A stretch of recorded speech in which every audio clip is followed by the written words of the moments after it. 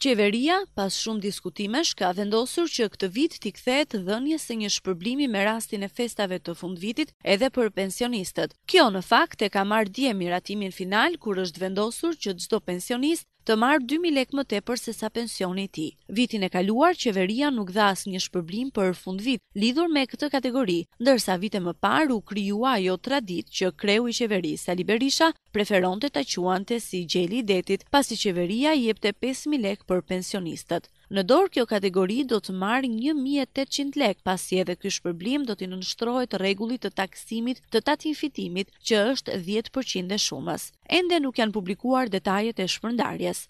Ndërkohë, administrata publike në të gjithë vendin do të përfitojë 10.000 lekë të reja në formën e shpërblimit për festat e fundvitit. Shpërndarjen e kësaj shume e kanë pohuar burime në Ministrinë e Financave. Nga ky shpërblim përfitojnë të gjithë punonjësit e arsimit, shëndetësisë, policisë, administratës publike dhe enteve të tjera buxhetore. Shpërblimi në të njëjtat vlera është dhënë edhe vitin që shkoi dhe tashmë ka zëvendësuar pagën e 13, e cila për shkak të efekteve që ka dhënë kriza në të ardhurat buxhetore nuk po jepet prej më shumë se 2 vitesh. Shpërblimet në fundvit të kthyer tashmë në traditë për administratën shtetërore janë të siguruara që në fillim të vitit, kur qeveria miraton buxhetin dhe fondin e veçantë prej 5% për të gjitha entet buxhetore.